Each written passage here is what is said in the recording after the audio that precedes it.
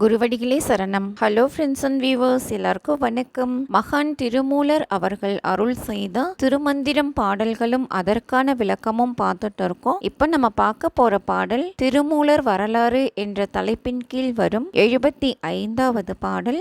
சிதாகாயத்தில் பொருந்தி இருந்தேன் இருந்தவங் காரணங் கேள் இந்திரனே பொருந்திய செல்வ புவனாபதியாம் அருந்தவ செல்வியை சேவித்தடியேன் பரிந்துடன் வந்தனன் பதியினாலே. இந்திரன் அப்படின்னா திருமூலரின் மாணவர்களுள் ஒருவன், புவனாபதி அப்படின்னா பராசக்தி, அருந்தவ செல்வி அப்படின்னா அரிய தவத்திற்குரிய செல்வி, அதாவது பராசக்தி தாங்க. அண்டம் என்ற ஆகாய கூற்றில் சிவத்தை நோக்கி மேல் ஏறும் போது கீழே சுருண்டு கிடந்த குண்டலினி நிமிர்ந்து மேல் செல்லும், சமாதிக்கு சென்று மீள்பவரை போன்று பேரறிவுடன் கூடி பின் பிரியும், இதனையே பரிந்துடன் வந்தனன் பதியினாலே அப்படின்னு சொல்லியிருக்காருங்க. பராசக்தியின் அருள் பெறுவதற்காக அப்படி 7 ஆதாரங்களிலும் பொருந்தி இருந்தான் அப்படின்னு அர்த்தம். சித்தாந்த முதன்மை மாணவருள் ஒருவனான இந்திரனே இவ்வாறு 7 ஆதாரங்களையும் பொருந்தி இருப்பதற்குரிய காரணம் கூறுவேன் கேட்பாயாக. அங்கே பொருந்திய புவனங்களுக்கு தலைவியான அரிய தவத்திற்குரிய செல்வியை சிதாகாய பெருவெளியில் பக்தியினால் அவளை அடைந்து தரிசித்த பின் நான் அவளுடன் திரும்பினேன் அப்படின்னு சொல்லியிருக்காருங்க. இதுதாங்க இந்த பாட்டோட பொருள். அடுத்தது பாடல் 76. ஆராய்ச்சியால் உண்மையை உணர்ந்தேன் சதாசிவம் தத்துவம் முத்தமிழ் வேதம் மிதாசனி யாதிருந்தேனின்ற காலம் இதாசனி யாதிருந்தேன் மனம் நீங்கி உதாசனி யாதுடனே உணர்ந்தோமால். மிதாசனியாதிருந்தேன் அப்படின்னா உணவை அளவுடன் உண்ணாமல் இருந்தேன். மிதம் அசனம் அப்படின்னா மிதமான அளவு உணவு அப்படின்னு அர்த்தம். எனவே மிதாசனியானது இருந்தேன் அப்படின்னா பெரிதும் நுகர்ந்திருந்தேன் என்று பொருள் கொள்ள வேண்டும். இதாசனியாமை அப்படின்னா இதமான உணவு இல்லாமை அப்படின்னு அர்த்தம். உதாசனியாமை அப்படின்னா விருப்பு வெறுப்பு இல்லாமை அப்படின்னு அர்த்தம். சதாசிவம் தத்துவம் முத்தமிழ் வேதம் என்னும் 3ஐயும் அளவுக்கு மேல் ஆராய்ந்து கண்டேன் அப்படின்னு சொல்லியிருக்காருங்க. அதாவது சாதாக்கிய தத்துவத்தையும் முத்தமிழ் மொழியையும் வேதத்தையும் பெரிதும் நுகர்ந்திருந்தேன். அங்கனம் அவற்றை அனுபவித்த காலத்தில் நன்மையை தரும் உணவையும் உண்ணாமல் இருந்தேன். அதனால் மனம் தெளிந்து பாராமுகமாய் இருந்ததால் உண்மை பொருளை உணர்ந்தேன் அப்படின்னு சொல்லியிருக்காரு. இதுதாங்க இந்த பாட்டோட பொருள்.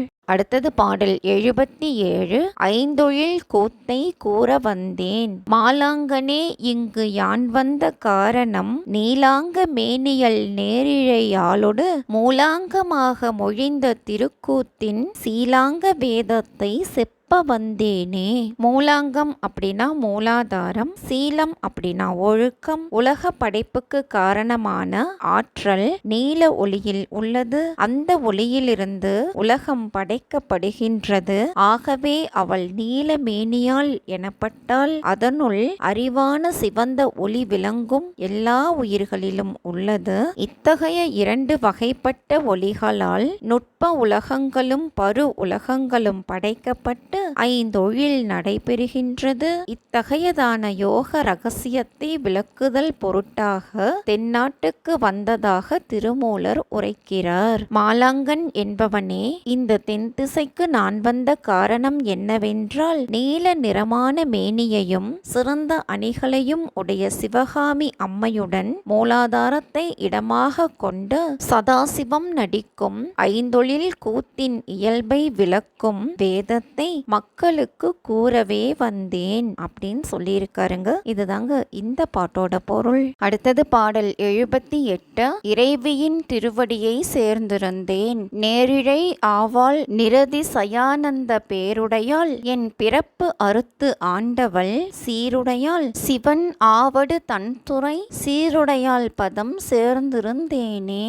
சேர்ந்திருத்தல் அப்படின்னா இடைவிடாது நினைந்திருத்தல். ஆவடு தன்துறை அப்படின்னா உயிர்களை பக்குவம் செய்யும் தொழிலான வீணா தண்டில் பொருந்தி திருமூலர் சுழுமுனையில் உள்ள சிற்சக்தியுடன் பொருந்தி இருந்தார் அப்படின்னு அர்த்தம். சிறந்த அணிகளை அணிந்த சக்தி ஒருத்தி உயர்வான சிவானந்த வள்ளி என்னும் திருப்பெயரை உடையவள். என் பிறப்பை போக்கி கொண்டால் அவள் எல்லையற்ற சிறப்பை உடையவள். சிவபெருமான் சீவர்களை பக்குவம் செய்வதற்காக எழுந்தருளியுள்ள வீணா தண்டில் பொருந்தியிருப்பாள். அத்தகையவளின் திருவடியை சேர்ந்து இருந்தேன் அப்படின்னு சொல்லியிருக்காரு. இதுதாங்க இந்த பாட்டோட பொருள். அடுத்தது பாடல் 79. சிவன் திருப்பெயரை எண்ணியிருந்தேன், சேர்ந்திருந்தேன் சிவமங்கை தன் பங்கனை, சேர்ந்திருந்தேன் சிவன் ஆவடு தன் துறை, சேர்ந்திருந்தேன் சிவபோதியின் நிழலில், சேர்ந்திருந்தேன் சிவன் நாமங்கள் ஓதியே.